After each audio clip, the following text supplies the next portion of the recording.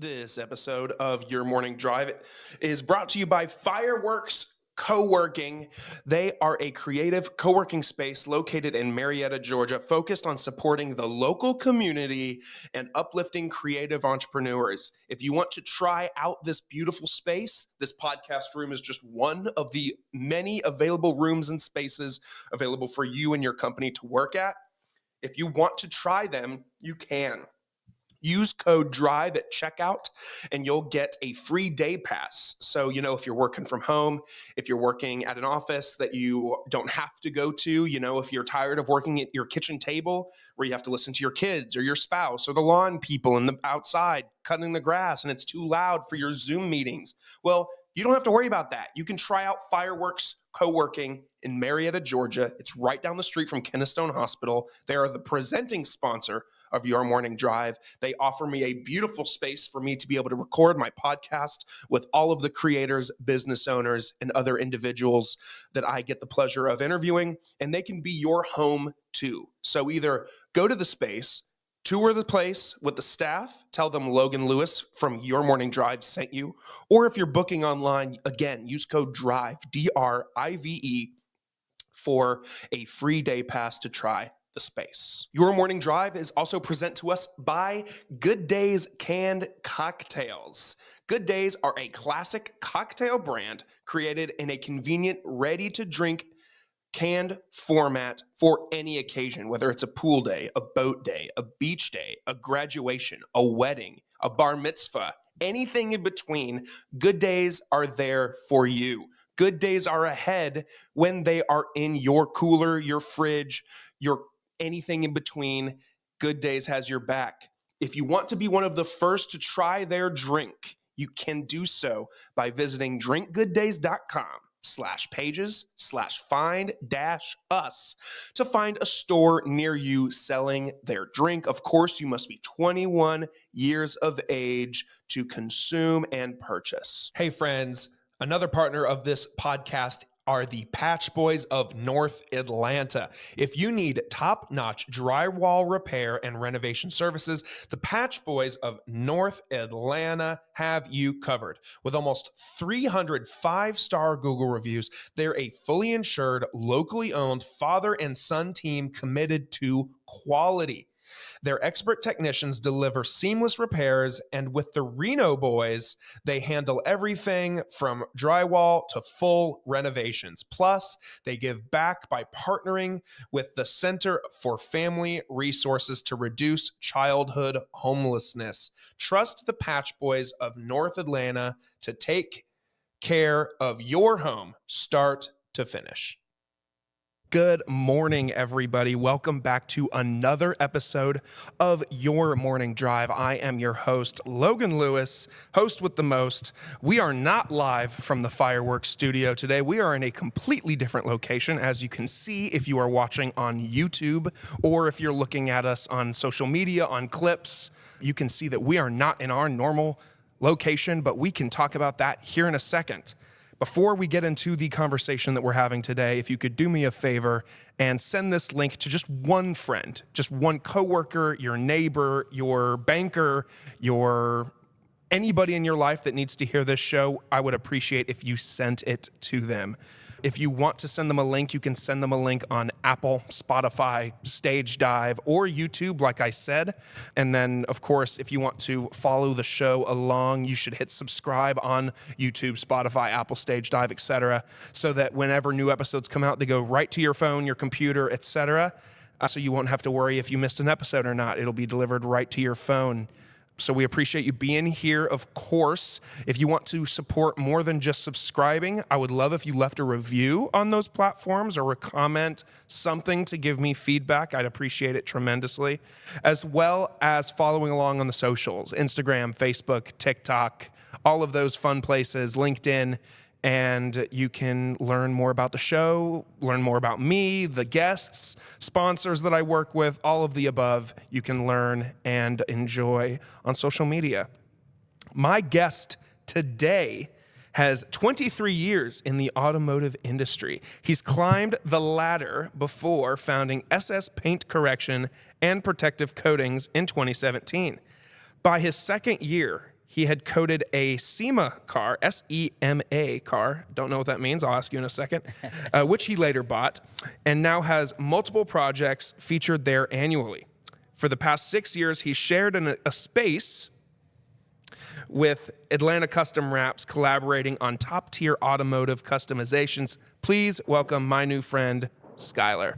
Hey. What up, my guy? Thanks for having me. Absolutely. Thanks for having me. Kidding me? Thank you for coming. Absolutely, dude. If you're, like I said in my intro, we're here. We're in the shop itself. We've been playing around with tables for the last 20 minutes, trying to figure out what the best setup's going to look like.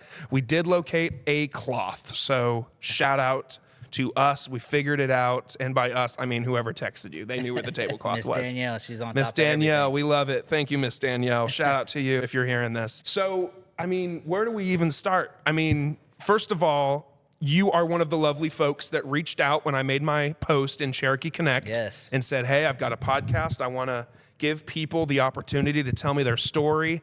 And you were one of the first. And coincidentally, you know, at the time, I clicked on your profile and I said, holy shit, that's that dude that I used to help at LGE.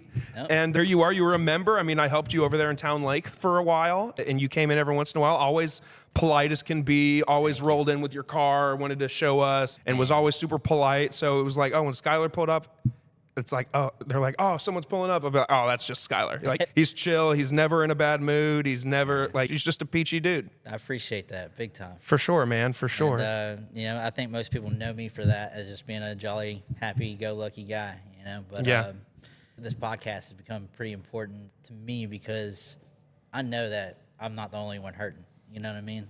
This nation's hurting. Yeah. So voicing out and what we can do to get better and how we can get through things, I think is important too. You know what I mean? Because there's a lot of people, especially competitors in business, that don't want to talk about how this economy might be affecting them or not, you know? But whenever you're in a luxury service, you know, whenever it's a luxury service, it's one of the first things to get put on the back burner. Sure. You know? So, sure. But yeah, as someone that works through a shop like this, I've gotten to work with a lot of celebrities and rappers and whatnot, you know, Whistling Diesel and a lot of YouTubers and whatnot, but that doesn't stop the fact that, you know, people don't want to spend money whenever the economy's down. So. Right. That's a great intro. And something also that popped into my head is because we are in a different space, on some of the effects of the video and audio, really. I mean, we are in a warehouse. If you can't tell, I'm not wearing headphones, so I can't tell how we sound, but I assume we sound like we're in a warehouse.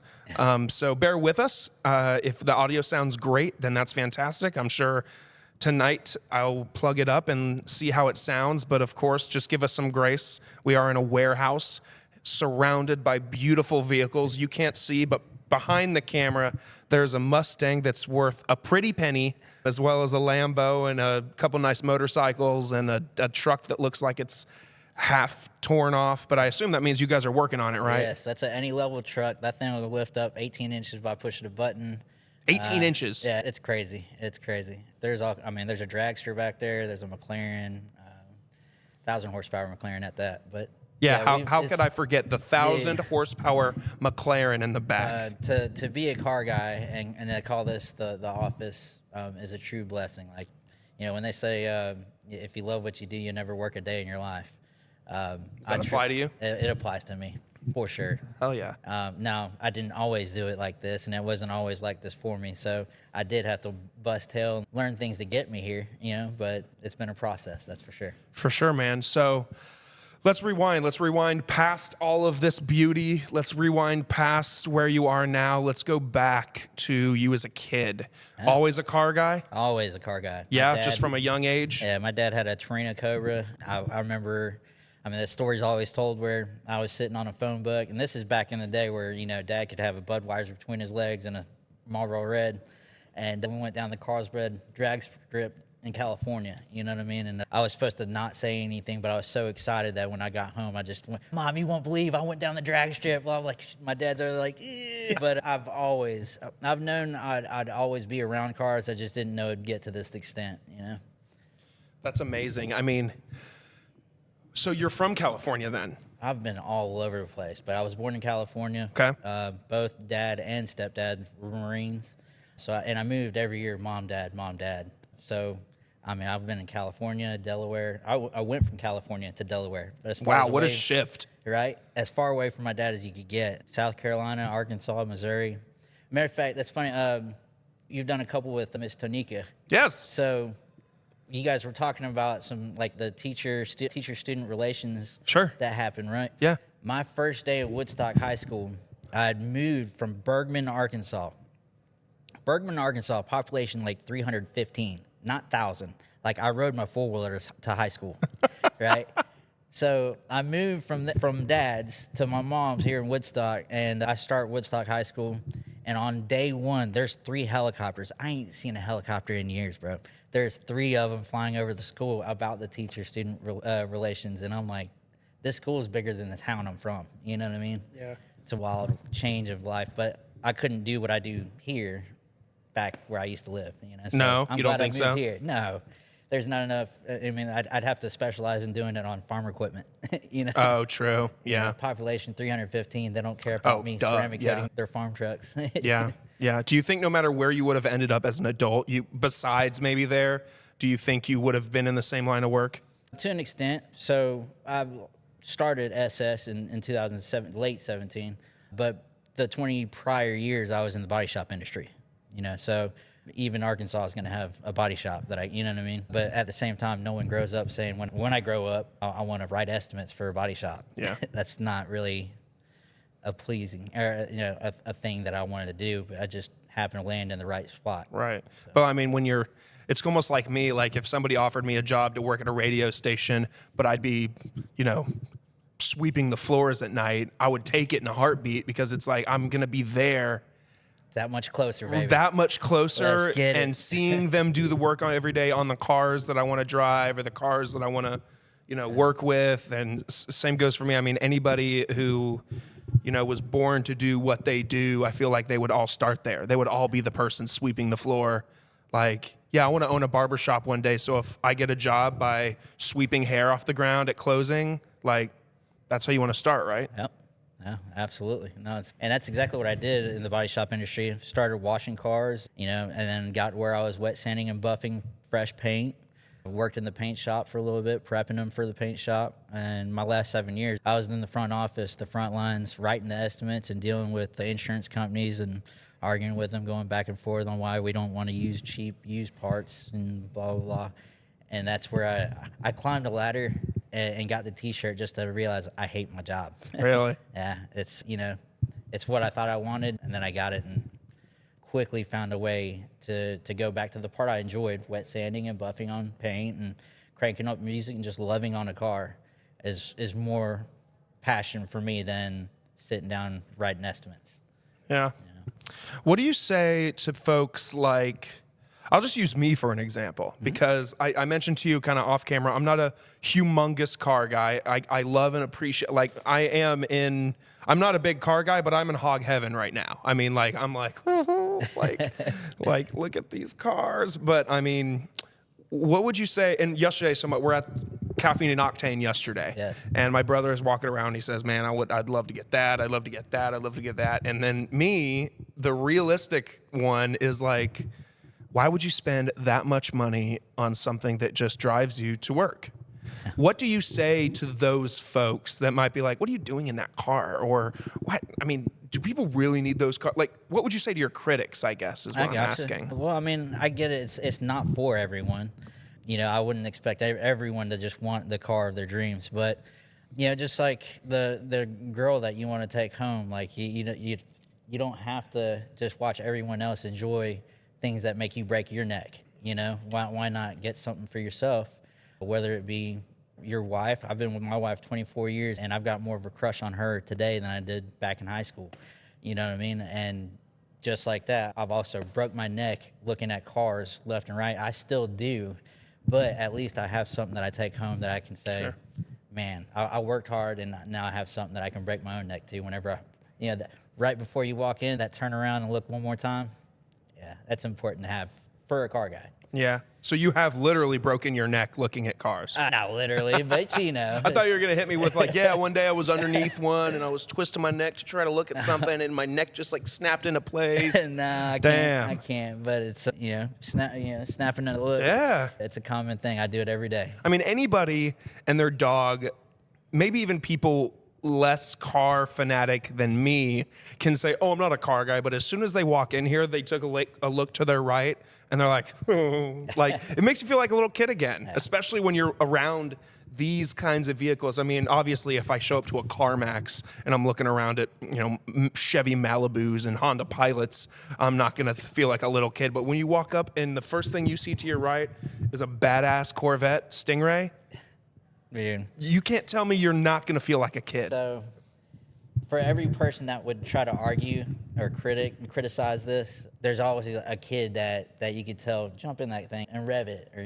just let them sit in it and see the joy. Yeah. That car's loud enough. There's a kid at the top of my neighborhood that every time I fire it up, whenever I'm coming up the street, he's gotten out of the house and he's waiting by his mailbox and he's giving me the motorcycle rev sign. Oh, that's wants cute. Me to rev it, and I don't even know his name at this point. I'm always driving by, and it's just part of your you know day. what I mean? But it's just, I know it's made. It's part of his day too. Yeah. Even more important, seeing you come home from work at the end of the day is part of his ritual. Right. And that might make or break him having a good or a bad day if he doesn't see you. Yeah. Isn't that crazy to think about? It is.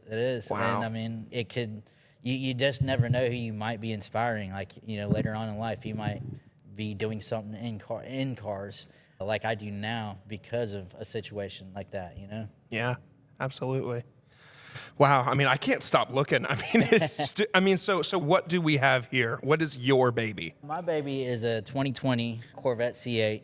It's one that Justin, my mentor and the owner of Atlanta Custom Wraps, he worked with a lot of other companies that threw some money at it. And, I can't even take credit for a lot of the stuff that's done to it.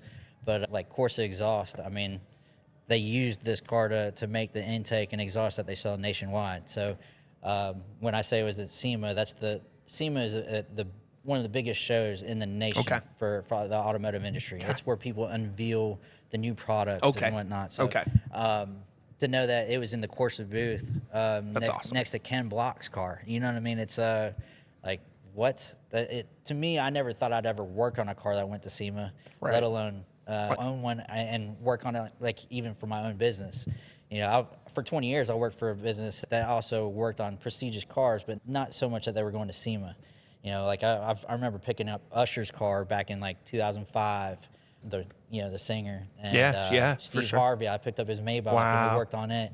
Little things like that. Like, I knew that we were doing some cool stuff, but I didn't know it would ever be to the point where not only did I work on my first SEMA car for my business, but a couple years later I was able to purchase it through just being around mentors that can really change your output and your thoughts on what's possible. Because you can easily keep yourself in protect mode and never push your limits and just stay comfortable, right? But it takes being around a mentor that can teach you how to think of the 5 other moves that you're not thinking of while you're trying to push your single forward move. So mentors are huge. Yeah. Yep. What's funny about that, I feel like mentorship is something that not a lot of people take stock in, which man. I have over the last 3 years or so, kind of as I've entered my later 20s, of thinking there's a lot of really, because I used to just think you're old, shut up, what do you know? Let me run my own path. It's a different time. It is, right? But I met somebody and he knows who he is, and I do find ways to work with him any way I can. But he did an episode with me a few months ago, and he coined this phrase, your own personal board of directors. Everybody's got their own board of directors, whether they know it or not. Yeah. And you think about the 10, 20, 40, or 4 people that are your biggest cheerleaders and are there to help you through the wins and the losses. I mean, that is, everybody's got one. And I assume Justin, right? Yes. Justin is on your board of directors. For sure. He's probably the chairman of the board, it sounds like. Your wife's probably on your board of directors. No. I mean, think of all the people that you love and appreciate you in a professional sense, and they're on your board of directors. And you might be on someone else's board of directors. It's very possible. You never know who you're inspiring, but at this point, I would say Justin is my newest and probably, I'm going to say, my fourth mentor I've considered in my life.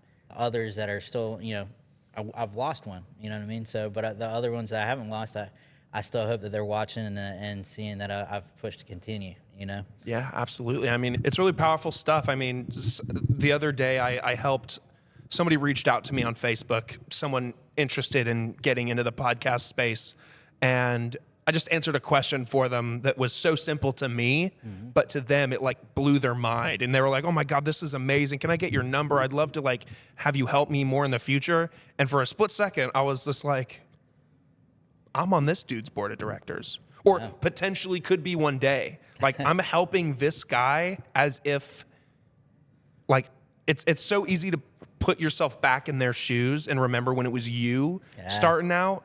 And thinking like, especially for me, I don't know about you, but especially for me, everything that I do with the podcast and the clips and everything on social media, it's all self-taught. I didn't go to school for it. I'm not trying to brag about it or anything, but it's just all self-taught. And so when I started, I didn't have anybody to look up to and ask, and it was all self-taught. So to be able to be that person for somebody else, it's super inspiring. Oh, it's great. It's almost emotional almost. It's very powerful. It's hard to take in because kind of how, like, I can't remember his name. Was it Zach that you guys were talking about taking a compliment? Yes. Yeah, so I've got a buddy, Austin Smith, he owns Southern Detailing, and we do a lot of stuff together all the time. He seems to call me a mentor, and he freely calls me and asks for any kind of help or whatnot. But he seems like he's got everything under control, especially to be so young and humble. I mean, he's got a great head on his shoulders, and for him to even try to I don't want to take it away from him because I'm like, dude, I'm doing nothing. I just answered a simple question and you're rocking it, dude. You know what I mean? But at the same time, you don't want to take away their compliment, right? So. Yeah. It's really hard to grow without a mentor also. I mean, it's one of the many, you mentioned as one of the main things you like to talk about is like the struggles of growth. Oh, yes. And like not having a mentor, I feel like really ties into that because like, I mean, it took me 6 years to get to the point where I'm reaching out to, it took me 6 years to make a Facebook post as simple as, hey, I've got a podcast and I want to give people the opportunity to tell me their story. It took me 6 years to do that. Wow. I never thought, I've gone years and thinking, oh, I'm not going to be able to find a guest or I'm going to have to force an episode because I can't find a guest. I have millions of people around me at my disposal that all have stories to tell. How did it take me 6 years to figure that out? If only I had that. Yeah. 4 years ago. You know? At the same time, if you weren't ready, you weren't ready. You know what I mean? It's true. I feel like there's too many times that I see an example of how timing isn't, it's usually not by accident. You know what I mean? Which is, I assume, sorry to cut you off, but good. It's very, for those who don't believe, it's, and I've gone through phases of that, man. Sometimes growing up for me in terms of religion and stuff, it was hard for me to believe a lot. Yeah. I was one of those classic, and still am to an extent, if God is real, then why did Hurricane Helene kill hundreds of people? Or, why did my grandma get cancer? Oh, man. Stuff like that, I'm weak for whenever it comes to kids, what I mean? So it's the first thing that'll make me question whenever I see a kid going through something. But it's powerful to think about how the timing of everything, and my wife has been a big proponent of that, and she's actually kind of really helped me on my religious journey, my spiritual journey of getting more in tune with my faith and everything. But she's always just said, hey, the timing, everything. Timing is everything, and it's not in your control. Yeah, and she's 100% right. It's hard as hell for me to grasp that, though, because I'm such a control freak, and I'm like, no, I've got it. This is me. I'm doing this. It's my... And it's like, it's not. No. Like, everything...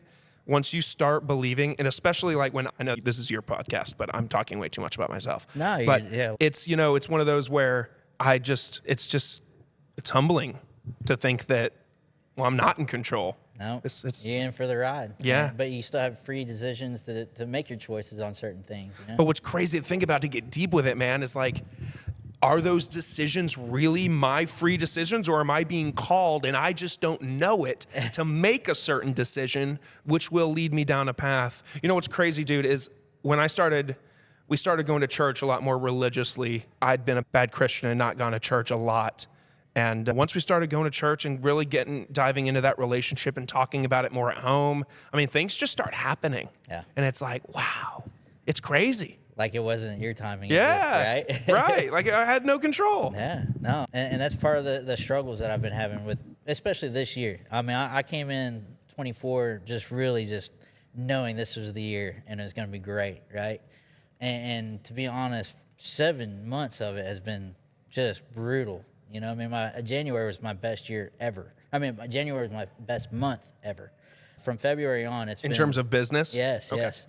And it's been a struggle. I mean, we're making it, you know, as you see, but it's one of them things where just as of growth and having that member that's teaching me how to grow, I've been trying to get where I had my own brand of coding coming out, right?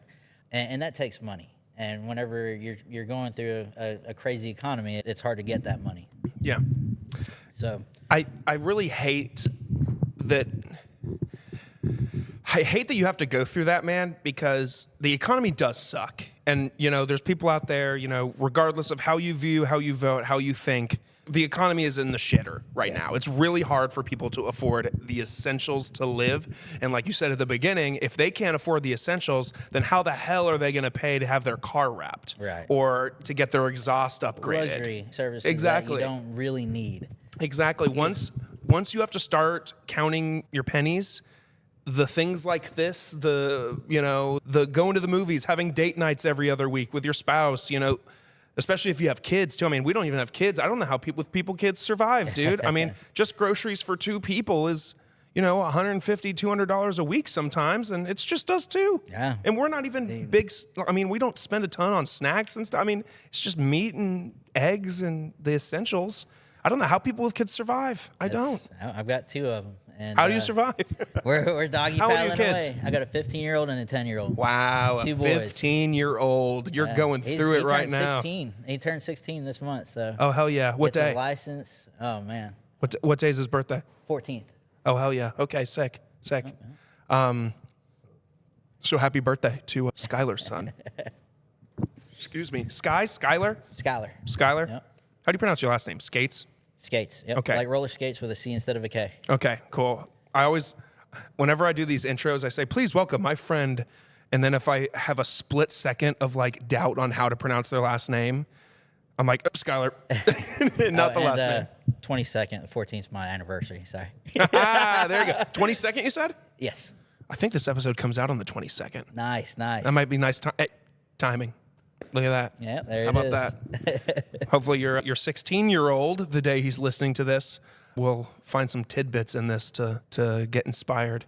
Is he at all interested, or either of your boys? My youngest, he's interested and he wants to be around it, but he's more of an animal lover. Okay, I went through that phase myself. Oh, dude, he's the one that you have to remind, like, listen, just because it's a cute snake doesn't mean you grab it. Like, Right. It might be a bad snake. Right. Yeah. You know, and then my oldest, he does like trucks. He's one of them, like, you know, he wants the big wheels on the big He's country boy yee-yeeing. truck. Yeah. But we all have our phases, right? Sure. But I'm proud of him. He works at Jersey Mike's, and you know, as a 15-year-old, trying to hold down a job and juggle school. You know, kids these days, man, in school, I mean, they're a bunch of assholes. You know what I mean? He's dealing with all kinds of kids and whatnot. But it's for him to hold it down and try to get a job and juggle it all. I'm proud of him. Guys, I want to tell you about another friend of my show, Your Light Marketing. If you're a small business owner or an entrepreneur trying to figure out how to stand out in a crowded market, I want to tell you about Your Light Marketing. These guys are all about helping you create a marketing strategy that's true to who you are without pushing you to follow trends or gimmicks that just don't feel right to you. They specialize in helping people build custom growth plans around their unique story and mission. So if you're tired of trying to be like everybody else and you want to attract the right customers, aka people who really resonate with what you're all about, then this is the team to talk to. Go to www.yourlightmarketing.com to book a free strategy session with them. Trust me, they will help you build a plan that feels authentic to you and gets results. Again, that's yourlightmarketing.com to book that free strategy session call with them. Your Light Marketing. I would be too, man. I mean, I'm thinking, I had this discussion with someone the other day, actually. You know, even I'm thankful, and I'm sure you even more than me, for your time when you were going through high school. I say your time as if like you're crazy old. You're not. You're probably like, what, 10 years old? How old are you? I'm 40. Okay, cool. So you're about 10, 11 years older than me. Yeah. So even when you were going through high school, I mean, you probably had, you know, there was things going on in the world and stuff. But I mean, kids now, I would hate to be going through high school now. Dude. Kids are mean. Dude, they're brutal. They're even vicious. when I was in middle school, high school, I thought, man, you guys are fucking mean, man. Like, what? Who hurt you? It's like, it's almost like it's their ticket to being cool. It's just downing each other. It is, you know man. What I mean? I'm like, dude, like. And I was that kid that they were being mean to, man. I mean, I wasn't athletic in school. I was just, I guess you could classify me as a nerd. I went home and I played video games every day. I mean, that was my life. I wasn't an athlete, but from a young age, I mean, is your 15-year-old an athlete at all? Yes, yes. So he's got a sport and work and school. Yeah. That's badass. Good for him. I'm proud of him. I'd be proud of him too, man. He's been racing motocross. Wow. God, it's probably 10 years at this point. You know? Wow, that's amazing. Good for him. What's his name? Aiden. Shout out to you, Aiden, because when I was young, my parents, my brother and sister, I'm the oldest of three, my brother and sister, both athletes. I was never an athlete. I was never, every sport I tried, trash, just not good. It just wasn't in the cards for me. So my parents, mainly my dad, but of course my mom too, always just said, well, if you're not going to be an athlete and you're not going to play a sport, you're going to have a job. You're going to have a job and you're going to be in school. You're going to have to learn to balance things when you're young. And I was like, okay, so I've had a job ever since I was 15 too. So to hear that there's another 15-year-old out there grinding it out, was that a him thing or were you like, you're going to get a job? No, it's a him thing. There's shoes that he wants and this and that. And I'll make sure he's got shoes, but I'm not buying $350 shoes, just to be cool. Like, if that's important to you, go get a job. Yeah, hell yeah. I love that. I love that. So Jersey Mike, shout out to him. Come on with it. Come on with it to the Jersey Mikes, man. Yeah. Cool, dude. So, yeah, and I mean, back to the economy. I mean, it's a hard time. So, and inflation I feel like got real bad there, kind of like February, March. Is that when you guys started to see like a pretty steady, was it like a steady decline or was it just like all of a sudden people were like, no, nah. It was pretty like a door shut, you know what cold I mean? turkey. Cold turkey, but like it was instantly, we knew that we had to make the call, like take the call seriously and work harder for the sale. You know what I mean? It's we're at a state where we could be comfortable and the jobs are going to come. You know what I mean? We've done enough and made a name. So to know that, like, hey, hang on, if we don't put effort in this and make sure to go to all the car meets and go shake hands and whatnot and stay relevant, this could be trouble, right? Yeah. How do you guys get most of your business? Word of mouth. Yeah. Word of mouth. And, word of mouth doesn't care about the economy and a luxury service. So I want to say there's three separate occasions that I got close to having the money for my new coating. And this is where I started in January. I was like, I'm going to make this happen this year. You know what I mean? And so to an absolute not car guy like I described, when you say your own coating, what does that mean? So ceramic coating is a replacement for wax that lasts years instead of weeks. And that's what I actually use as a professional installer. I'm doing wet sanding, buffing, polishing, and then I put a ceramic coating, typically warranted for 5 years, 5+ years. And I usually use a brand that most people know. But if I'm going to be in the industry, why not push my own brand? And, I feel like that's important, right? So to know that I've gotten so close, 3 out of 3 times, like whether a transmission went out or this or that went out on top of this economy, is just like felt like it was not meant to be. You know what I mean? And I know it sounds negative, but it gets good. I mean, I'm gonna tell you. No, keep going. About the 4th time that I got close, I sold half of my truck to a friend, and this is a truck that I said I would never. Half your truck? Yeah, I know. It's What's kind that mean? It's like, hey man, if I have to sell it to pay you back, I'll sell it, but I really want to make this happen.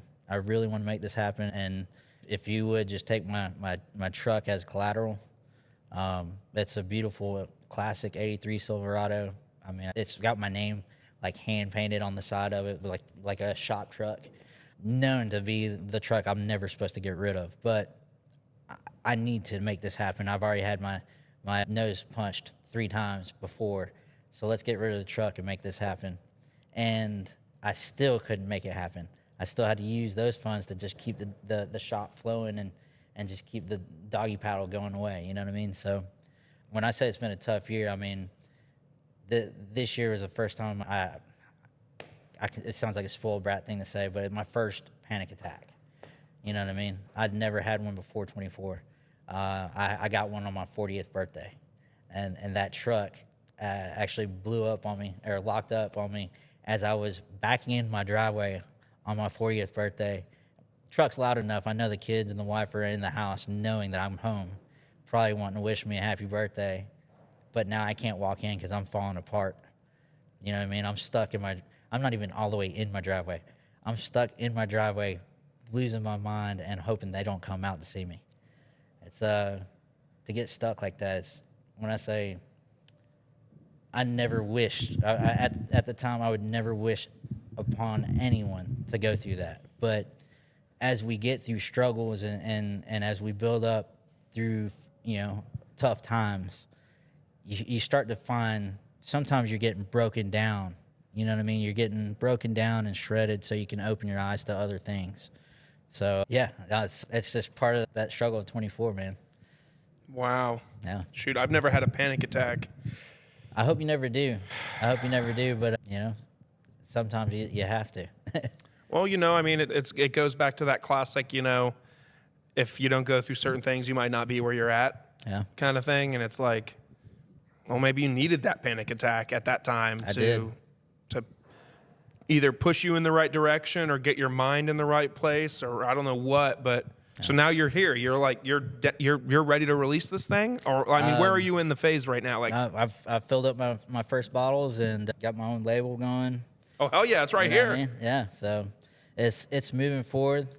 Like I said, I've been taking some punches on the way through, and now my mentor is teaching me how to dodge some of those punches, and now I'm starting to swing back, and that's all part of the importance of having that mentorship, right? Yeah.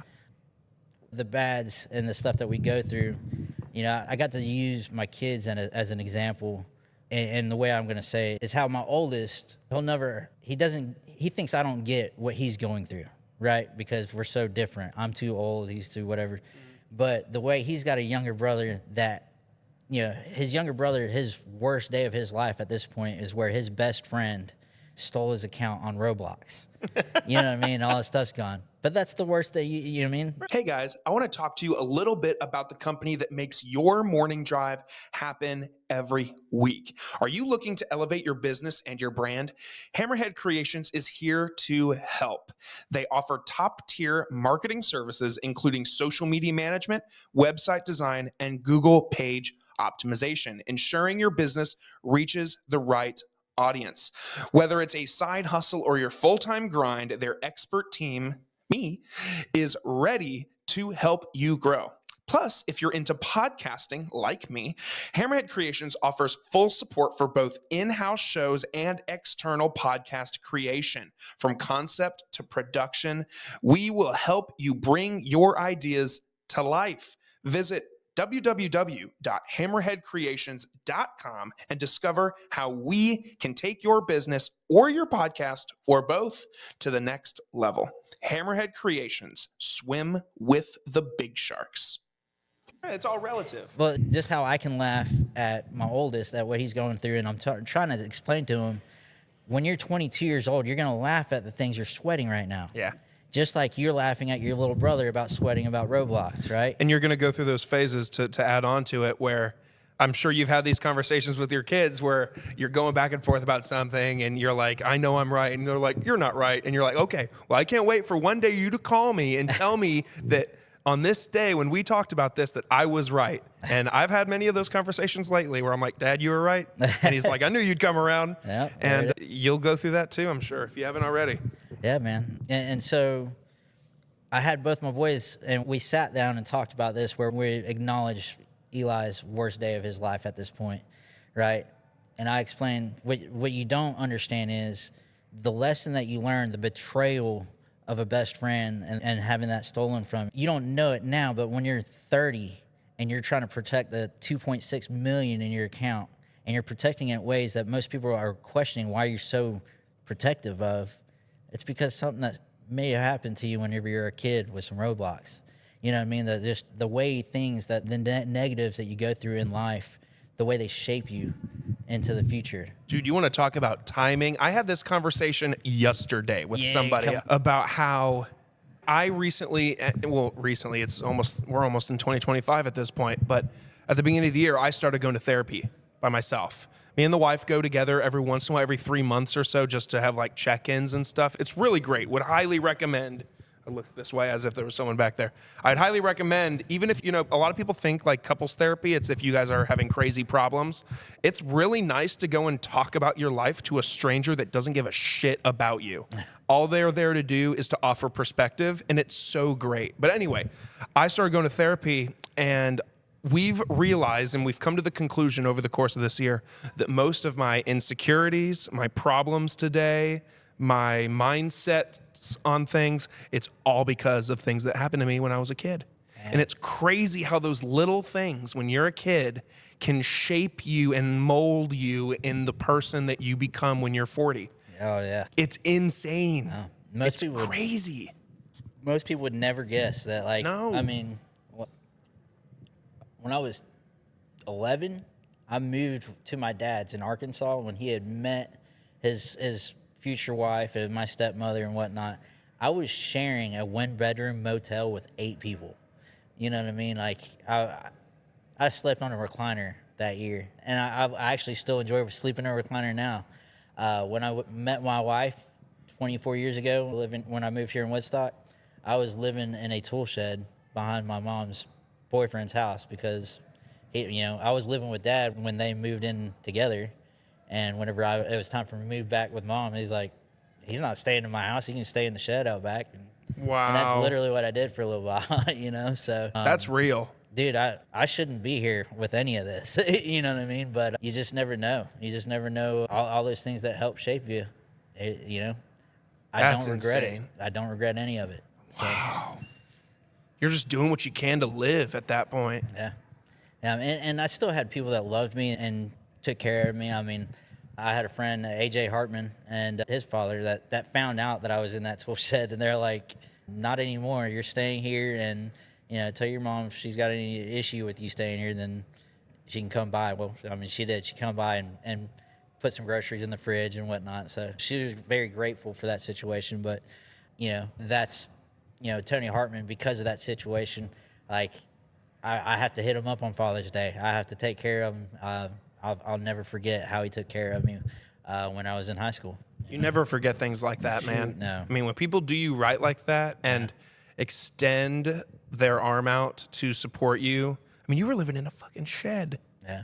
I thought it was cool. You know what I mean? I've got pictures of it. I'll send it to you. Damn, you should, man. You should. And a matter of fact, 2 years ago, I stopped by the house because this is off of West Wiley Bridge Road. Really? Yeah. I stopped by and knocked on the door and I'm like, hey, I know it's weird, but that shed back there used to be my bedroom. You care if I go check it out, take pictures Different of it? owners and everything? Oh, yeah. Oh, yeah. They're like, that was your bedroom? Like, dude, I built an outdoor shower back there. Like, yeah, it was Wow. pretty sweet gig. Because as a kid, I had way too much freedom. You know what I mean? I could come and go anytime I wanted. That's a lot of freedom for a kid. How old were you when you lived in this? 16. Wow. 17, yeah. Is it crazy whenever you are getting into the heat of an argument, maybe with your kid, your 15-year-old specifically, and you're like, I was living in a shed. Your problems are stupid. I'm bored. I got nothing to do. Man, you got a computer, like gaming computer. You got multiple consoles. Yeah. You got... And I was living, dude, I would use that until the day I died. I lived in a shed. Grow up, pussy. Like, dude, that's crazy. I can't even imagine. It puts everything in perspective to think like, man, my struggles, while they were my struggles, they don't even come close to living in a fucking shed when you're 15, 16 years old. But it doesn't even feel like a struggle. It felt like way too much freedom. Oh, man. I mean, that is insane amount of freedom for a 16-year-old. I had a fridge, microwave. Was there a TV in there? Listen, I had 2 TVs, one for sound, one for the big screen. PlayStation, yeah, man. Wow. I had a carpet in there until it flooded, and I had to rip it out. But It flooded in there? yeah, Damn.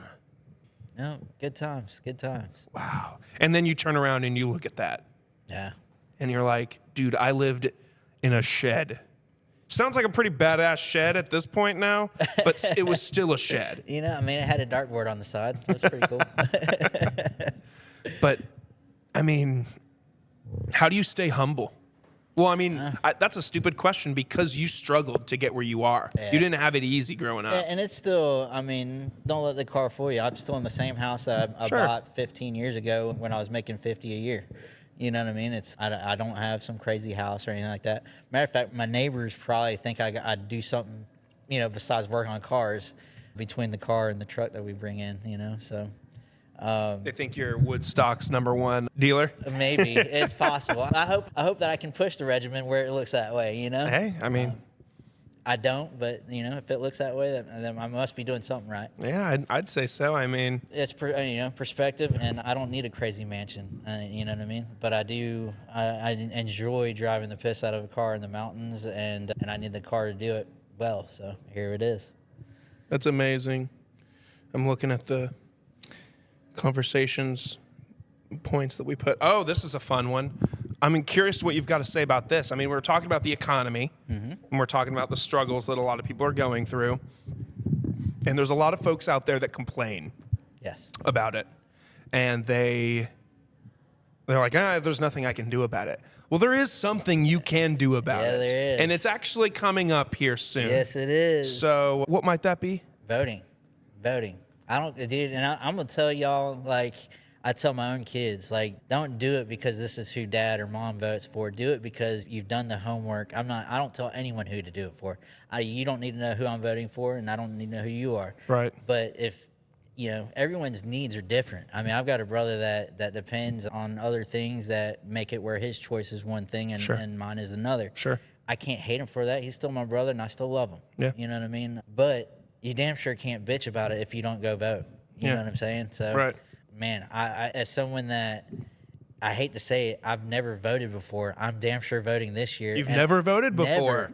Never. And not because... Hey, quit bitching about the economy, Skyler. Hey, I'm just kidding. But- I'm just playing. yeah, I definitely can't bitch, but I can say I'm damn sure voting this time. Yeah. And it's always been important to me, right? It's Sure. been so important to me that if you're not going to do the homework and spend a lot of time figuring out why, if you're not going to follow this is what mom and dad do, and you're going to do it for yourself, then that's important. Sure. But I was not interested in taking the time. After this year, I need to take the time. I already have, and I know where I'm going. Right. So Is there anything, even not knowing who you're voting for, is there anything that anybody can do at this point to change who you're voting for? Or have you No. done your homework and you're I've like, done I am my voting for homework, this person? And to be honest, I think there's more to it than just a presidency. I mean, this could be a spiritual battle that we're going through. Could be. Yeah. A lot of people have been throwing that out lately. Yeah. And, you know, I mean, yeah. Dude, it's important there's to, a I lot mean, of things unfolding. there You know what is. I mean? There is. And can I ask you, and I think I know the answer because I think you just said it, but is there a reason you didn't vote before? Is it because you didn't do the homework? Correct. And you had always listened to what your parents had said and this is the why they do things? Or had you just said, you know, I don't have I know some people that just say, I don't care. I don't care about politics. I don't look into it. And sometimes I'm like, what? Yeah. Yeah, no, I was closer to that side of it. I didn't care enough to do the homework. You know what I mean? And I think it's selfish to just go vote based on something you don't do the homework on.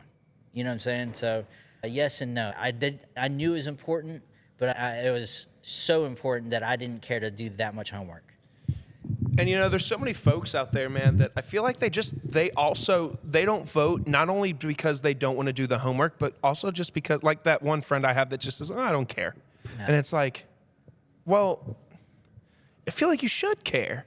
I mean, ultimately, we all know the Electoral College is going to choose who becomes the president, but you should still go and exercise your right to vote for who you think should best lead our country And, you know, if as long as you do your research, cool. I hate this world that we live in, man, where people want to kill each other over who's voting for who. Sure, there's for an indifference. right. What? Right. Because you guys are a little different. Like, It's changed my perspective so much doing this show because I've learned so many people's backstories and where they come from and why they think the way they think. And it's like, God, no wonder you're voting for X, or no wonder they're voting for Y, because they've been through these things. So to sit here and attack, I'm just throwing things out, but to sit here and attack you for wanting to go, you know, liberal or conservative, opposite of whatever I choose to go do, it's just insane because you've got your own set of things that you've gone through. I've got my own set. Why are we hating each other for that? That used to be things that we celebrated as a country. Right, like the right. differences and how we're all here making it Unique. work. We're Yeah. all different. We're living the dream. Yeah. But we all hate each other For being different. for being different. And it sucks Yeah, it does. because you used to be able to have normal political discourse with everyday folks. And now it's like, if you even bring up, hey, did you watch the debate last night? It's like, ooh, like, oh, fuck you. And it's like, oh, I was just curious. Sorry. And it just sucks. I know, like, politics, religion, and, like, money are the three things you're not supposed to talk about with people. Yeah. But I feel like we should normalize that stuff to a certain extent. To You an know, I extent, don't need to yeah. know how much money you paid in taxes last year. Like, I don't need to know that. I can assume. No, I'm just kidding. But I feel like we should try to teach our future kids and the future generations to learn how to have healthy discourse, not even just about politics. But what if you're an Xbox guy and I'm a PlayStation guy? I shouldn't think you're a dumb loser because you prefer one thing or the other. No, we're always going to have that. The Xbox and PlayStation wars begun before the man. politics were a problem. That's right. Which one are you? I'm an Xbox guy. Okay. And I play with a lot of computer guys that are just like, yeah, it's a console problem, kid. Yeah, You for know? real. Well, honestly, that's probably the new division is console versus PC people. Yeah. Because I feel like now more than ever, we're in like this PC like revolution almost. I feel like everybody's PC gaming now. Oh, it's crazy. Like it used to be everyone had a 360 or Yeah. everyone had a PS2. But ever since like the PlayStation 3 and Xbox One or whatever Yeah. came out, people just jumped to PC. And I see the beauty in the PC and having the smaller screen in front of you that's closer. But, I mean, to be able to be sprawled out on the couch and look at a huge screen, that's Yeah. always going to be for me over a computer. Yeah, I'll be honest. I'll say I'll come from a place of maybe privilege or brattiness, but I was able to, you know, work for what I got. So I snagged a PlayStation and an Xbox. So I've got Nice. both. And I game actually my Xbox on a small screen at a computer desk. Very similar to that screen actually right there. I bet it's a nice concept because you can see things. It's great. Yeah. But for when I want to play something like big and epic, like, I don't know, like Spider-Man or God of War or something, like I'm throwing the PlayStation on the big TV. Oh, yeah. Like those big single player games, I feel like deserve the biggest screen possible. But if I'm playing like multiplayer, like on Call of Duty or some Fortnite or something like that, I'd like the smaller screen so I can actually see the damn thing. Because I don't know if you're like me, but my vision is absolutely trash. Mine is trash. Yeah, mine So too. I need to be as close to the damn screen as possible. Yeah, I did the Call of Duty on the big screen. I just suck. You know what I mean? That's my dad's excuse. My dad will just be like, I just like it on the big screen, and if I suck, then so be it. At least I'm enjoying it on a big screen. That's it. Yeah, I love that. Do you think have you always been a video game guy? Have you always Oh, liked yeah. video games? I feel like that'll be in my blood forever. Dude, it's crazy because I'll have the headset on and I holler at my wife on the other side of the couch. I'm like, this is 40. This is literally 40. Like I'm over here telling my red team on the left, oh, he's coming up on your left, you know? Like, Dude, my wife, I don't know how many times has come. I play the Xbox, which is the multiplayer console I play in the office, and it's upstairs on the same level as our bedroom. I don't know how many times she's like busted in, like after she's been asleep and I've woken her up because I do the same shit. I'll be like, oh my God. Like, especially if you're playing like zombies or something. I'm like, oh my God, they're coming. Like screeching. She'll like bust in the office. She'll be like, shut the fuck up. You are an adult. You are not a child. And I'll be like, get away. Like, sorry, boys. My wife's yelling at me. Like, But this is adulthood. Yeah, I love no, it. we're in an era in life where it's normal. You know what I mean? When we were kids, it wasn't normal to have your 40-year-old dad. Oh, not at playing all. a video game. If he did, he was playing Duck Hunt with his son. Yeah, dude, I've been lucky. I've always had, and your boys probably can relate. My dad has always had a video game in front of him. I mean, he's gone through phases where he played less and less, but then, like, the last couple years, my brother and I have, like, really peer pressured him and gotten him to get back into it. And I've just always had video games in my life, and I feel like I'm never not gonna have them. Yeah. She knows who she is. Before I met my wife, I dated this girl a little bit, and one thing that just killed me about her, and the main reason I knew it would never work out with her, is she was just like, boys who play video games are immature. And I was like, you suck. There's the door. There's the door right there. And thus, it didn't work out. It didn't work out not for that reason. But I mean, the video game thing, like, bro, pick a better hill to die on. You're right. Bro, girls, y'all can go out and get your nails done and your hair done, or I can prop myself up on the couch and treat myself to a couple hours, maybe even 30 minutes of just mindless entertainment. Yeah, man. Like, I'll take it. You guys can curl up on the couch. Girls, what do girls love? Girls love reading, right? All girls love to read. You guys get to read, but I don't get to play my games. This is how we get the disconnect for a little bit. Yeah. And that's one thing, and it sounds like your wife is similar. My wife will just be like, okay, she'll be like, do you want to play video games tonight? Because I really want to read my book. And I'll be like, yes, yes, I do. So, I mean, we'll just somehow, like, you still are connecting with your partner, even though you're both sitting there doing completely different things, but you're still, like, hanging out. It's so cool. She's doing her thing, you're doing your thing. I love it. Yeah, I hope tonight's a video game night, honestly, now that we're talking about it. Yeah, man. Looking for what the new Call of Duty comes out very soon. So Hey. I got the beta. Yeah? Yeah, What'd you think? Yeah, it's pretty sick. Yeah, I like it. The movement's awesome. We'll have to play. Yeah. I'm down. I'm so down. I'm so down. Is your gamer tag fun? No. No? It's Big Sky 1014. Damn, bro. Yeah. I thought it was going to be like, nice ass car 14. Nah, Big Sky. And Big and I Sky. get people that, on chat, they're like, Big C, hey, are you from Montana? I'm like, no, it's a nickname my old boss gave me 20 years ago. Big Sky. Big Sky. That's funny. Mine's peeing in pools. Peeing in pools? Yeah, because I pee in That's pools. awesome. It's like, Hey, no shame, dude. oh, dude. At least you admit it. You know what I mean? Bro, everyone's lying. Dude. Yeah. Everybody's lying. Once you realize that there's not really a tab that makes your pee turn color. Oh, for sure. Dude, I'm sitting in there at a pool party, just standing there like this. If I'm standing there like that in the water, you know I'm peeing. And you're over there smirking at the kid. Going, Yeah. They're like spitting it out, and I'm like, look, I'm a fountain. yeah. You're like, ooh, his mom's gonna kill me. But yeah, dude, my parents have a pool at their house, and my mom, I hope she doesn't listen to this.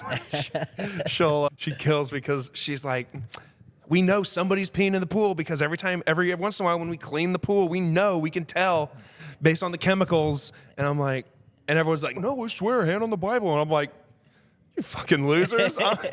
I'm peeing in it. I even have a hat that it actually fell apart and broke a few years ago, but I need to reorder another one. It just says in big, bold red letters across it, like, I pee in pools. Oh, fantastic. And anytime I go to like a public pool, I wear it just to make people uncomfortable. Oh, it's so fun, dude. It is so fun. It's like it's like the I don't give a shit attitude. It's like I saw your thing at the front that said take a number, or next to the grenade it says like take a number if you got a complaint, and it's the grenade pin. I was like, that's good. I like that a lot. I like the protected by fuck around and find out. Yeah, absolutely. Yeah, that's makes sense. Yeah. What's another thing you're passionate about? Man, I mean, family. Yeah. Yeah, family. You come from a big family? No. Siblings? I've got 2 half brothers. Okay. I have 2 half brothers that were in the Philippines until they were probably 11, and I was probably 6, 7. Yeah, they moved to Delaware, and now they're both down towards Carrollton, so I get to see them every once in a while. I was gonna say, are you close with your folks at all? Not as close as we'd like to be, but we're all busy juggling, doing Sure. things. You know, they've got 2 nephews that have become Marines here Wow, lately. good for you know them. what I mean? So very Thanks proud for of the them. service, of course. You know, so excited for them. But, you know, with them juggling and me juggling, trying to keep this show afloat and whatnot.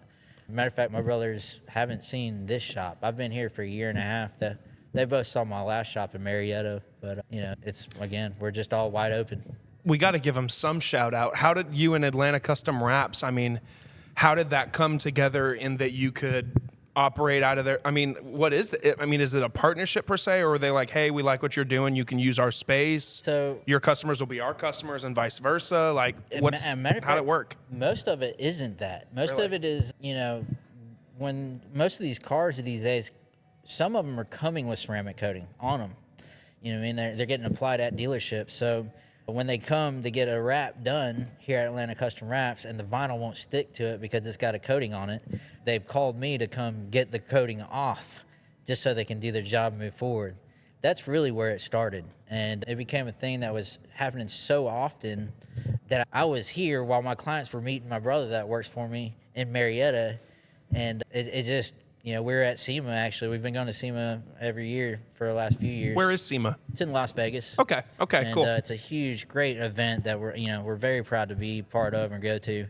But we were there, and it kind of started off as a joke. You know what I mean? It's like, man, I should move in over here, blah, blah, blah. You know, I already spent so much time over here. Right. And it snowballed into here we are now. You know what I mean? So, yeah, do I get to coat some of the cars they work on? Yes, but it's, you know, it's not enough that, like, it makes its own business. Mm-hmm. You know what I mean? And they know, Justin and them, they know I don't want to be ever put in a spot where I just hung onto the coattails. You know what I mean? I don't ever want to feel like I didn't earn it. Mm-hmm. So I'm sure if I, you know, said, hey, I need y'all to open the floodgates for me, they would push everything they could, but that's not how we operate. You know what I mean? As people that want to make it for themselves. Sure. You know, so. Sure.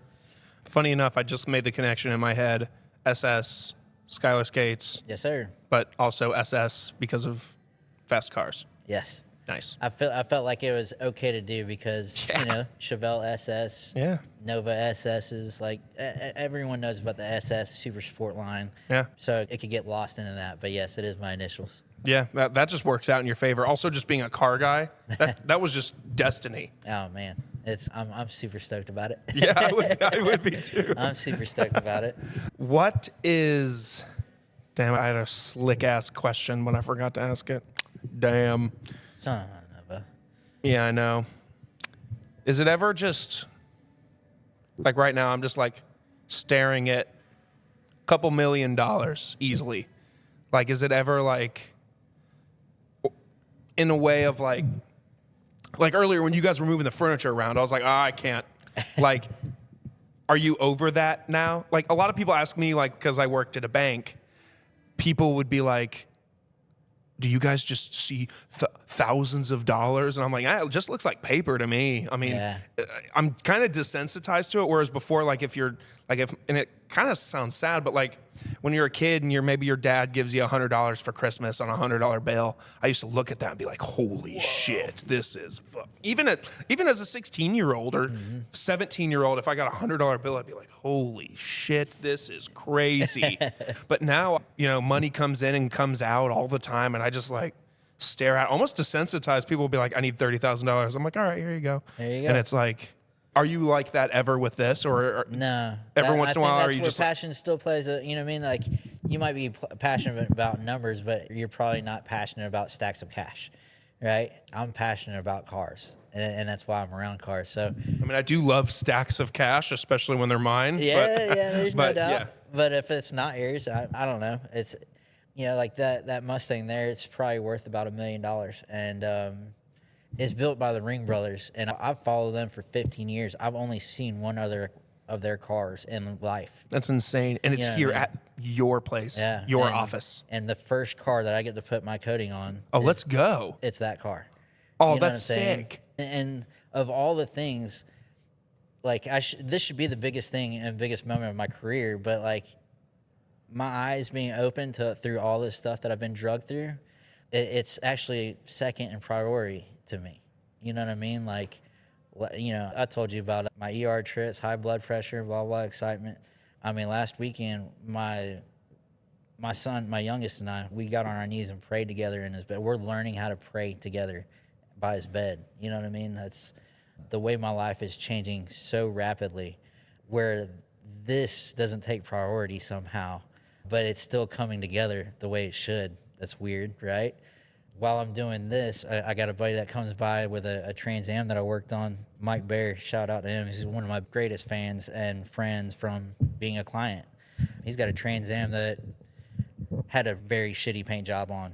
And I told him when I met him, I was like, listen, this paint job is a 3 out of 10. And I was like, if you give me a few weeks with it, I can make it go from a 3 to an 8, but that's about all she's got.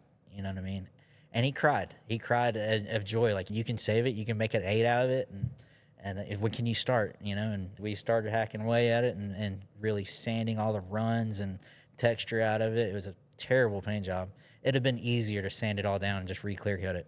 Wow. But it has since won, the Trans Am Nationals that he trailered out of state for. And during the process of this going on, he shows up and sees the Mustang, and he says, I got something for you. And he goes out the truck and grabs a trophy where it was signed by Chip Foose, where Chip Foose was the judge there. None of it seems real. Yeah. Wow. But yet that can somehow all be very small in comparison to what I'm going through at home with my family. Sure. You know? And it is real. We joked before that we started this that people might say, oh, that's just a backdrop. Thank you, Corsa.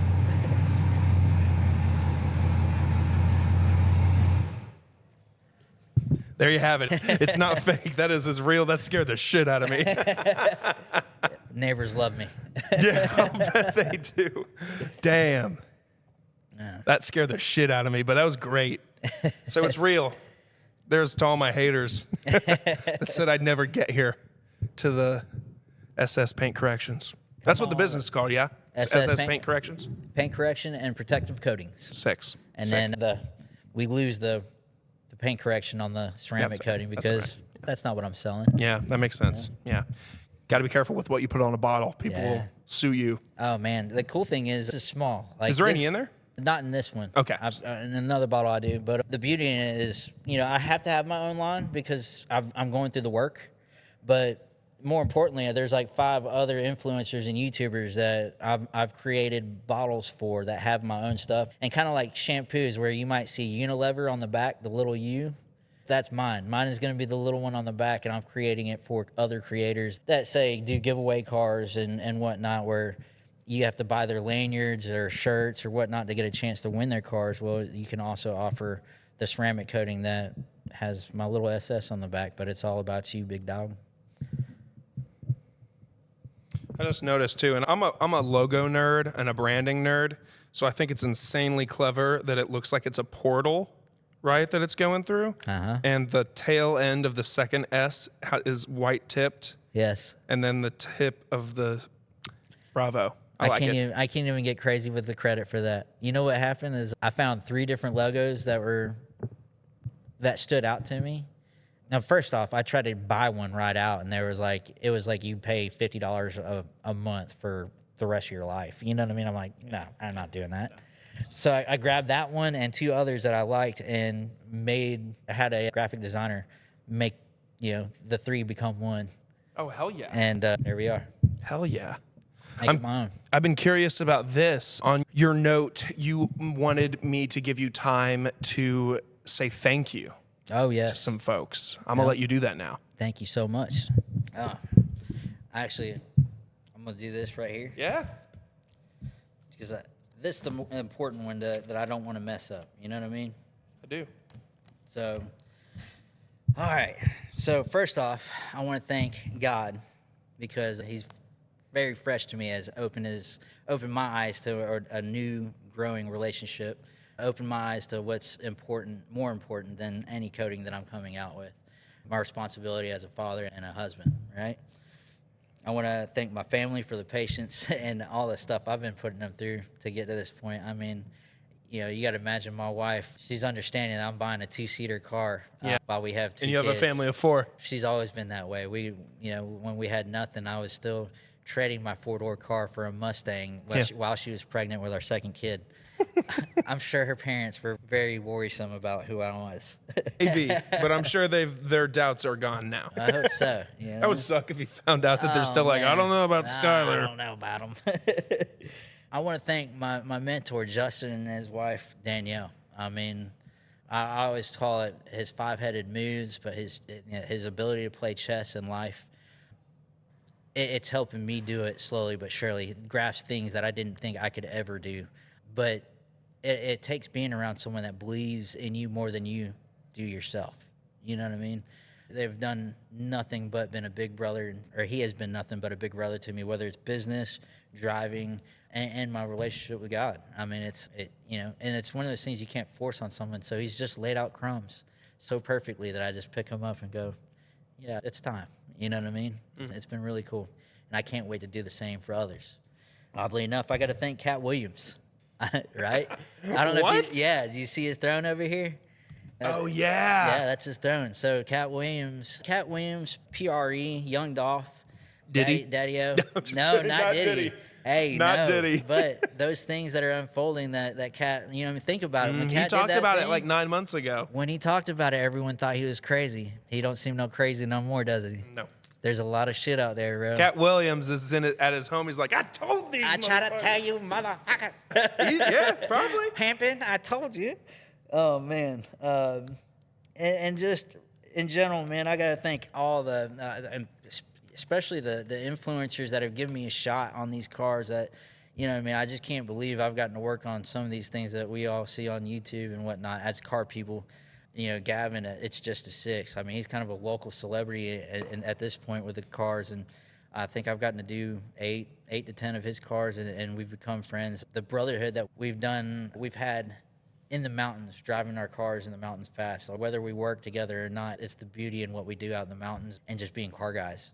It's just none of the opportunities seem real until I look back and it's, you know, when I look at my Instagram and I get to see all those things that as achievements to myself, it gives me a place to pat myself on the back, you know? And then I also got to thank you for just letting me have a platform to kind of release this out. You know what I mean?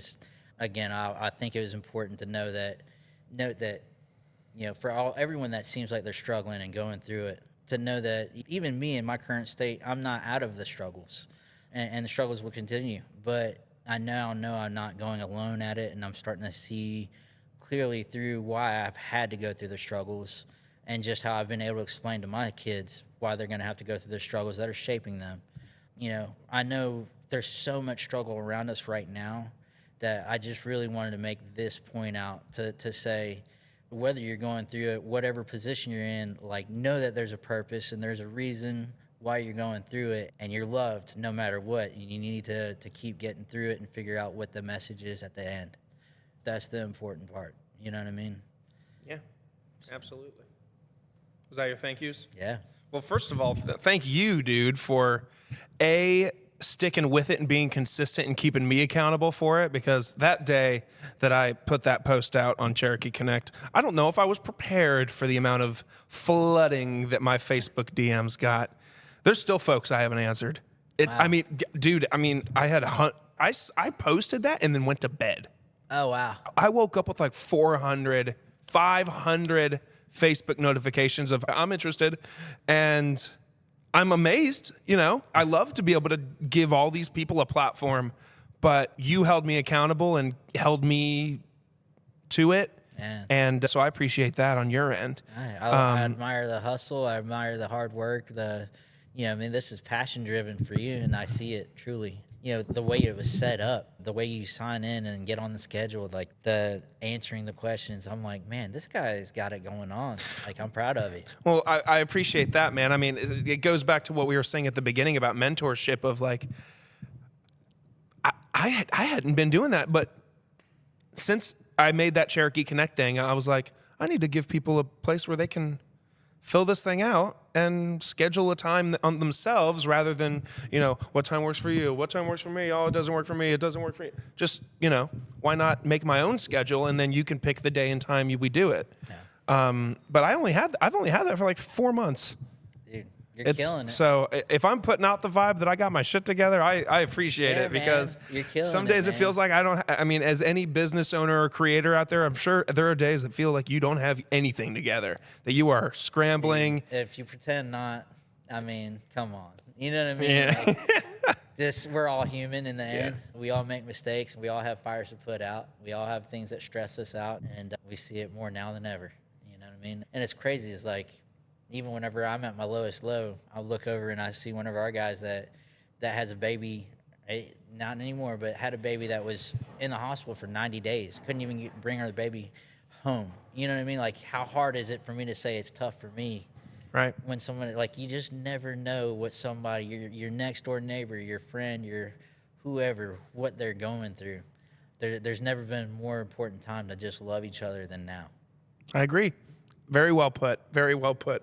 I had some friends go through a very similar journey recently, this year, with their first newborn. They couldn't bring her home for months. And it was like, how does that feel? I mean, right? to be able to carry a baby for 9 months, all the hype, all the excitement, and then, oh, well, you can't bring her home. Yeah. You're going to go home tonight without your baby. Yeah. That's horrifying. And I don't wish that on anybody, but unfortunately, people go through it every day, and it sucks. But luckily, on one side of it, we do have the science and the medical care and the things that can help heal these babies and people so that they can come home. Yeah. And I'm sure just like your buddy and just like mine, their baby is flourishing and growing up. And oh, she's got a beautiful smile. Yes, she does. Yes, she does. And so does mine and his daughter. So, I mean, it's a wonderful thing, but it's also a horrible thing that they have to go through that as parents, especially, I mean, was this your buddy's first child? I mean, same here. What an experience for your first child. Like, hold on tight. Yeah, for real. Because from here, any kid that they can just bring home from here, it's going to be like, wow, that was easy. Yeah. But it's all a test, man. Yeah. It's all a test. And in the end, you become, you have thicker skin, maybe a callus in your soul. Sure. Yeah. And higher expectations too. I mean, for medical care and like the hospital teams and everybody that works on that whole, I don't know how they do it day in and day out. Like the first responders and the firefighters and nurses. And they're little angels, bro. I don't know how they do it. My wife's a teacher. I don't know how she does it. I mean, shit, I wouldn't be able to boss around 27-year-olds every single day for 7 hours a day. I couldn't do it. It takes a special kind of person to be a first responder or a frontliner or whatever you say. Yeah, my idea of the podcast was very different until I went to the ER twice in the last week. And it comes down to panic attacks and whatnot. But at one point, I was on 575 right down the street and had to turn the flashers on and wait for an ambulance to come. And to be in that ambulance and just really recognize, because I've never been in an ambulance for myself like that before. But, man, there are little angels walking around amongst us. Yep. You know what I mean? Like, there's things that I can't do. I can't, you know what I mean? Like, I can work on the baddest cars you've ever seen in your entire life, but that'll never help someone. You know what I mean? They could do it for 20 years and help one person, and they've done more than what I can do. Right. So I can agree. I can agree. Yeah, I give kudos, nothing but love to that. So yeah, absolutely.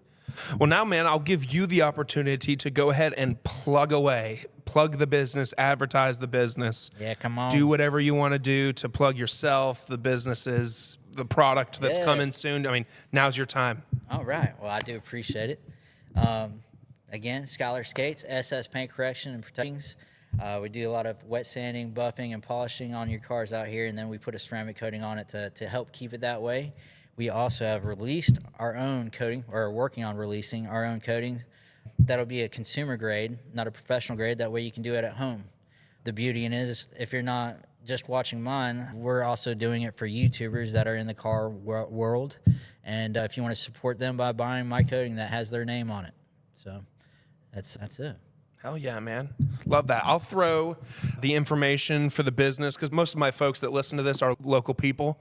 So, if you're in the market for something like this, if you just want to stop in, have a cool conversation with some cool guys and see some cool cars, I mean, you can stop in as well. I'm sure they're down to have some cool conversations and to show you some badass vehicles. But I mean, if you see them out and about at car shows, I mean, walk up to them, say hey. I mean, they're kind people. They're good folks.